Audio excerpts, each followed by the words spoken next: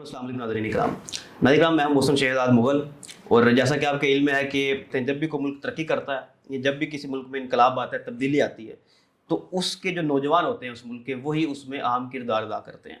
यानी कि हमेशा किसी भी मुल्क की तब्दीली, इनकलाब या तरक्की के रास्ते में जो हरावल दस्ता होता है वो उसके नौजवान होते हैं। तो इस हवाले से तो पाकिस्तान बड़ा ब्लेस्ड कंट्री है कि पाकिस्तान में 67% यूथ की तादाद है। यानी कि पाकिस्तान वो उन चंद खुशनसीब ममालिक में से एक है जिसकी अक्सरियत आबादी जो है वो नौजवानों पर मुश्तमिल है। लेकिन यहाँ के नौजवान जो हैं वो इस वक्त कंफ्यूज हैं। उनको पता नहीं है कि उन्होंने करना क्या है, उनकी आंखों के आगे अंधेरा है।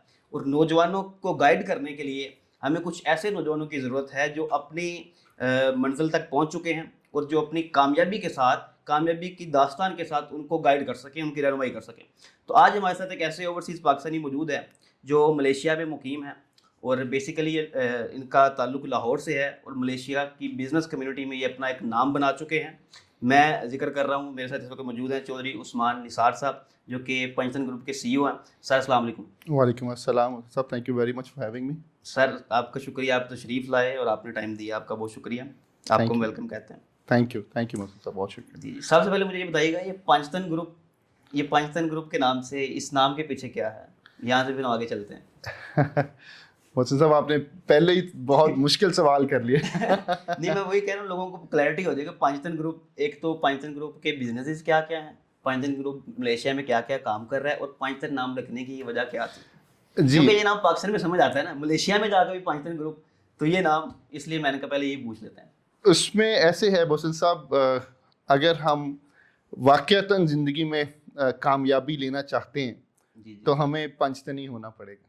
नहीं, नो डाउट, इसमें तो कोई शक नहीं। और ये पंचतन मेरी ज़िंदगी का जो टर्निंग पॉइंट है, या आप ये समझ लें कि जब ज़िंदगी में अल्लाह ताला आपको कुछ नवाजने का इरादा करता है तो वो आपके लिए वसीले इस तरह के बना देता है कि जहाँ से आपका जो कामयाबी का सफ़र है वो आसान हो जाता है।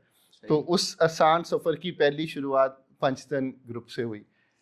और उसके बाद ये 2015 में, it's been almost now 10 years, बल्कि उससे पहले हम, मेरे पास डिफरेंट कंपनीज थी, डिफरेंट नेम्स के साथ थी। 2015 में आपने पंचतन ग्रुप, इसको हमने पंचतन ग्रुप का नाम दिया। तो वहाँ से फिर शुरुआत हुई और अभी अल्हम्दुलिल्लाह माशाल्लाह हम माइनिंग इंडस्ट्री में हैं, फिर कमोडिटी ट्रेडिंग में हैं, फिर ह्यूमन रिसोर्स मैन पावर में हैं, पाकिस्तान में भी इसी तरह ही ह्यूमन रिसोर्स में हैं, डेवलपमेंट में हैं। तो ऑफ कोर्स हमारे जो है इसके अलावा जो प्रोजेक्ट्स हैं वो ओवरसीज़ प्रमोटर्स का है। फिर मेरे पास हमारा पंचतन माइंस एंड मिनरल्स है, फिर पंचतन डेवलपर्स है। तो जी, रियल एस्टेट का काम भी कर रहे हैं वहाँ पे आप? रियल इस्टेट में ऐसे है कि यहाँ पाकिस्तान में हम रियल इस्टेट का काम करें, वहाँ पे इन्वेस्टमेंट्स हैं रियल इस्टेट में। बट ये है कि उसमें अभी जो हमने रिसेंटली अंडर पंचतन होल्डिंग्स एक हमने प्रोजेक्ट जो लॉन्च किया वो CLQ है, centralised labour quarters that we are building for the government to cater the demand of human resource for the port. अच्छा उस्मान साहब, ये बताएं कि आप कब से मलेशिया हैं? It's been 20 years, 20 साल हो गए। मतलब 2005 से तकरीबन 2006-7 जी 6-7 जी, 5 में पहली दफा गए, फिर 6 में, फिर 7 से परमानेंट। तो आप स्टडी के सिलसिले में गए थे या फिर जी बिजनेस करने थे? जी, इनिशियली स्टडी के लिए गए थे। सही। और बस फिर मलेशिया ने अपना ही बना लिया, फिर उधर ही रह गए। स्टडी के लिए गए, फिर मलेशिया की होकर रह गए? जी अच्छा, जी। अच्छा। तो आपने जो सबसे पहला वहाँ पे जाके बिजनेस किया था, सबसे पहला जो काम था वो क्या था? Very good question. उसमें ऐसे है, देखें, मैं उससे पहले मैं कुछ ये थोड़ा सा हाईलाइट करना चाहूँगा कि इंसान के वो ये एंटरप्रेन्योर स्किल्स होती हैं जो इंसान के अंदर आई थिंक कुछ गॉड गिफ्टेड होती हैं, कुछ आई थिंक सिचुएशनल आ जाती हैं। तो शुरू दिन से एक एलिमेंट, इवन जब हम कॉलेज लाइफ में थे तो ये था कि कुछ बनना है, कुछ करना है। और उसका एक जो मेन एलिमेंट ये था कि अर्निंग हैंड होना चाहिए। तो वही एलिमेंट था। बाहर जब गए तो वहाँ स्टडी के लिए गए थे, और मैं ये कहूँगा कि एक्सीडेंटली चीज़ें सारी, मेरी ज़िंदगी में कुछ भी प्लान नहीं है, सब अल्लाह ताला रास्ते बनाता गया और हम सिर्फ उसके ऊपर चलते गए। तो वो जब मैंने पहले भी कई दफ़ा ये अपने पॉडकास्ट में, हमने इंटरव्यूज़ में शेयर किया है कि जब मैं स्टूडेंट वीज़े के ऊपर गए थे और वहाँ स्टडी के लिए गए थे, और उसके बाद फिर वहीं जिस कॉलेज में मेरा एडमिशन था उसके पास ही एक और कॉलेज था, تو ان کو فورن اسٹوڈنٹس چاہیے تھے. اچھا. تو happen to be they came across to me, اور پھر میں نے ان کے ساتھ انٹریکشن ہوا صحیح. اور ہم نے ان کے لیے اسٹوڈنٹ ریکروٹمنٹ کی. صحیح. اور آپ کا پہلا بزنس تھا ایز اسٹوڈنٹ ہی آپ نے پہلا کام شروع کر دیا. آئی مین بالکل بالکل ڈیفینیٹلی, بٹ یہ کچھ پلانڈ نہیں تھا, یہ ایکسیڈنٹل تھا. اور ود ان 18 months ہم نے ان کے لیے کچھ 600 اسٹوڈنٹس ہم نے ریکروٹ کیے, which was of course from Nepal, Bangladesh, Pakistan, پھر افریقن کنٹریز سے, پھر کچھ آپ کے سینٹرل ایشین کنٹریز سے. صحیح. جی. تو پاکستان سے گئے کیوں تھے آپ؟ مطلب پاکستان سے آپ دیکھیں آپ گئے اسٹڈی کے لیے, لیکن آپ نے بزنس کیا, وہاں پہ رہ کے آپ نے پیسے اچھے کما لیے, پھر آپ پاکستان واپس کیوں نہیں آئے ڈگری مکمل ہونے کے بعد؟ آپ وہاں کیوں رہ گئے, وہاں کیوں سیٹل ہونے لگ گئے کہ آپ نے کہا میں ادھر ہی رہوں گا, میں یہاں پہ نہیں آؤں گا؟ اچھا, اس کی ایک ریزن تو یہ دیکھیں کہ پہلے کہ پاکستان سے جب ہم وہاں جب کمپلیٹ کیا تو واپس کیوں نہیں آئے. دیکھیے اس کی ریزن یہ ہے کہ پاکستان کے سب سے بڑی بات, جب آپ کبھی اپنا فورن اسٹڈی کر دیتے ہیں تو پاکستان میں اس طرح کی جاب اپرچونیٹیز تو اویلیبل تھی نہیں. تو یہ ایک چیلنج تھا. اور دوسرا چیلنج یہ تھا کہ ویری فرینکلی کہ میں ایک مقصد لے کے گھر سے نکلا تھا کہ کچھ بننا ہے اور اپنی آئیڈینٹی بنانی ہے. میرا اصل میں پیسہ کا اتنا زیادہ ایشو نہیں تھا, اصل چیز یہ تھی کہ میری آئیڈینٹی ہونی چاہیے. I should be known by my own name, I should not be overshadowed by the family نیم.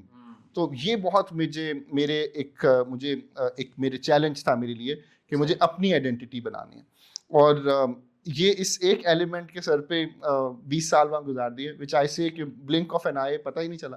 صحیح ہے. پہلا آپ نے کام مطلب وہ مین پاور کا کیا جی, اس کے بعد پھر آپ نے کچھ اور ایک دو بزنسز کیے, پھر 2015 میں آگے پراپر آپ نے اپنا گروپ اسٹیبلش کر لیا. جی جی ایسا ہی. جی پھر آپ نے مائننگ کا کام کر رہے ہیں. جی جی تو یہ آپ کا ٹوٹل میرا خیال بزنس کا تعارف تو ہو چکا ہے. جی بالکل. کچھ رہ گیا تو آپ ایڈ کر دیں جی بزنس کے بارے میں کچھ چیز رہ گئی. جی جی جی اس میں ایسے ہے, دیکھیں جو میرا جو مائننگ کا بزنس ہے ابھی, اس میں ایسے ہے کہ ہم for the past almost now 5 years ہم پاکستان سے کچھ پروڈکٹس ہیں جو کہ اور ہے بیسیکلی ہم باہر ایکسپورٹ کریں, اور جو کہ پاکستان کو آف کورس ایک اچھا ذریعہ مبادلہ اس سے بینیفٹ ہو رہا ہے. اور جس میں کہ ہم کچھ مائننگ کر رہے ہیں جی بی سائڈ پہ, کچھ کے پی کے میں, اور جس میں کچھ اگر میں کچھ اپنے منرلز اور مائنس کا میں نام لے سکوں تو اس میں ہمارے پاس باکسائٹ ہے, پھر کاپر ہے, پھر لیتھیم ہے, اس کے علاوہ پھر ہمارے پاس اینٹی منی ہے. تو we have been exporting that for the past almost now 3-4 years. دیکھیں پاکستان کے چیلنجز کافی زیادہ ہیں, بٹ یہ ہے کہ over all I'm enjoying it. What I'm doing in mining, I'm enjoying that. It's worthwhile. اس ٹائم اگر ہم پچھلے 3 سال سے دیکھیں نا پاکستان کی صورتحال, خاص طور پہ 2022 کے بعد سے جب سے عمران خان صاحب کی حکومت گری ہے, تو اس وقت سے لے کر نا ایک بڑا اس فیلڈ میں سیلاب آیا کہ اسٹوڈنٹس کی 1 لاکھوں کی تعداد باہر جانا شروع ہو گئی. 21-20 میں ہم رہے تو چند ہزار تھے, 22 اور 23 کے بعد یہ لاکھوں میں شفٹ ہو گئی ہے. جی جی لاکھوں لوگ باہر اسٹوڈنٹس جو ہے وہ یہاں سے نکلنے لگ گئے, کیونکہ نوجوانوں کو یہ لگنے لگ گیا کہ پاکستان میں کچھ رہا ہی نہیں, پاکستان میں کوئی اپرچونیٹیز. یہ چیز شروع سے تھی, جیسے 20 سال پہلے آپ یہ کہہ رہے ہیں کہ یہاں پہ اپرچونیٹیز نہیں تھی اس لیے میں نے کہا وہاں پہ ٹھیک ہے, کم ہے. وہاں اس وقت بھی کم تھی, تو آج تو بہت کم ہے. پھر تو اب پچھلے 3-4 سال میں جب اسٹوڈنٹس یہاں سے ہزاروں لاکھوں کی تعداد میں زیادہ تر یو کے کی طرف شفٹ ہو جاتے ہیں کہ وہاں پہ چلے جائیں, کچھ جو ہے وہ یورپ کی کچھ کنٹریز میں چلے جاتے ہیں.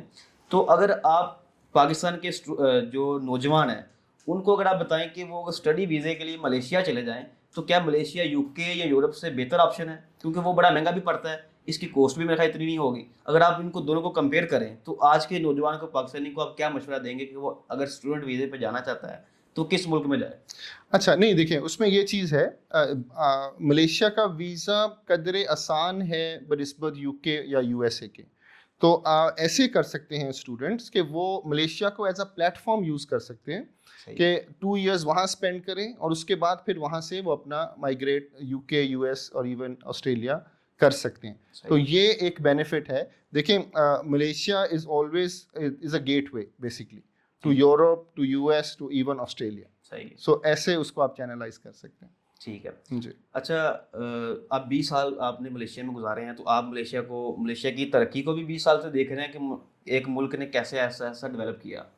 تو اگر آپ اس کو سامنے رکھتے ہوئے پاکستان کو دوسری سائڈ پر سامنے رکھ لیں, تو پاکستان کی موجودہ معاشی صورتحال تو بہت بدتر نہیں بلکہ بہتر, اب تو شاید کچھ اسٹیبل ہوتی جا رہی ہے. پچھلے 6-7 ماہ میں اب حکومت اسٹیبل ہوئی ہے, پچھلے 1.5-2 سال تو بہت بری حالت تھی. لیکن ابھی بھی پاکستان جو ہے وہ ترقی پذیر ممالک میں ترقی یافتہ تو ہے نہیں. تو اگر آپ ملیشیا کی اگزامپل سامنے رکھیں اور پاکستان کو سامنے رکھیں تو آپ پاکستان کو یا پاکستان کے حوالے سے کوئی پلان اگر دینا چاہیں یا کوئی مشورہ دینا چاہیں تو کیا آپ پاکستان کے حوالے سے ملیشیا کے ساتھ کمپیئر کر کے کوئی بات کرنا چاہیں گے؟ دیکھیں ایک چیز تو یہ سب سے امپورٹنٹ ہے جو کہ پاکستان کے جو ہمارے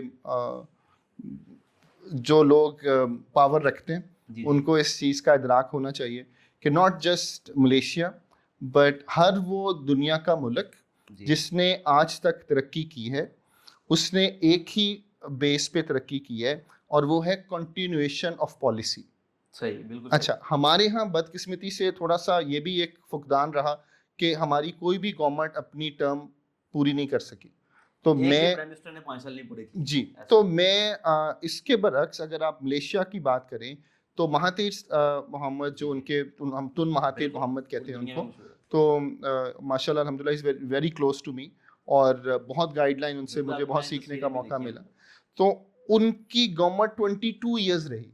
اچھا, آپ کو ان کی پالیسی سے اختلاف ہو سکتا ہے, گڈ اور بیڈ, اپوزیشن بھی تھی, سب کچھ تھا. ان کے جو 20-22 سال کا ٹرنیور ہے اسی میں ملیشیا چینج ہوا بالکل. جی, تو وہ پالیسی چینج ہو گئی, ٹرانسفارم ہو گیا پورا ملیشیا.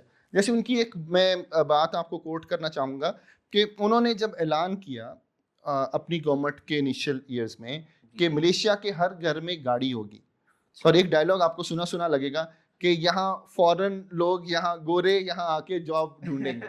تو یہ مہاتیر صاحب نے بھی یہ بات بولی تھی. مطلب یہ بھی وہاں سے کاپی ہوا ہے وہ تو پہلے کا یہ نیا. تو وہ ایسا ہوا, آج ایسا ہو رہا ہے کہ آپ کی یورپ کی کمپنیز ملیشیا میں اسٹیبلشڈ ہیں, وہاں سے اپنے بزنسز کر رہی ہیں. اور سب سے بڑی چیز جو آپ کو ملیشیا میں جو میں آپ کو فوکس آپ کی توجہ چاہوں گا وہ یہ ہے کہ وہاں 20 ایئرس یا 22 ایئرس مہاتیر صاحب کی گورنمنٹ رہی, تو وہ کنٹینویشن آف پالیسی آیا جس سے آپ کو فلورش کرنے کا موقع ملا. تو وہ ملیشیا کی باقی ترقی ایک طرف, وہ 20 سال کی ترقی نے بیس سیٹ کر دی.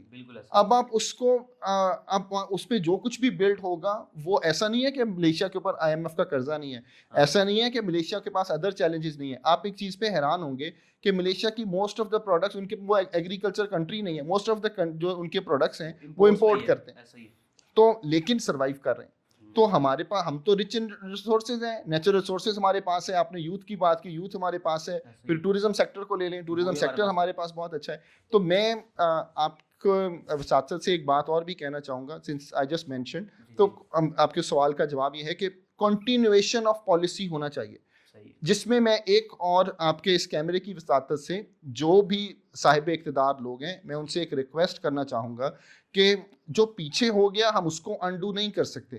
اگر آج کے دن سے ہم یہ ارادہ کر لیں کہ چلیں ہم جو کنٹینویشن آف پالیسی آج چل رہی ہے اس کو چلنے دیا جائے, 5 سال ٹرم کمپلیٹ ہو, نیکسٹ الیکشن ہو, 5 سال پھر کمپلیٹ ہو, تو ایٹ لیسٹ یہ ہوگا آپ کو رزلٹ آنا شروع ہو جائے گا. بالکل, آپ نے یہ بڑا اچھا پوائنٹ آؤٹ کیا اس چیز کو. پاکستان کا میرا خیال اس ٹائم جو سب سے بڑا ایشو ہے نا وہ ہے یہ کہ اسٹیبلٹی نہیں ہے پاکستان. پولیٹیکل انسٹیبلٹی جو ہے, ہر 3 سال بعد حکومت گر جاتی ہے, 2 سال بعد کو پرائم منسٹر چینج ہو جاتا ہے. مطلب 5 سال ایٹ لیسٹ میرا خیال کو 10 سے 15 سال کسی ایک بندے کو ملنے چاہیے جو کنٹینیوٹی کے ساتھ, ایک ہی مائنڈ سیٹ کے ساتھ, ایک ہی ٹیم کے ساتھ 15 سال لگائے.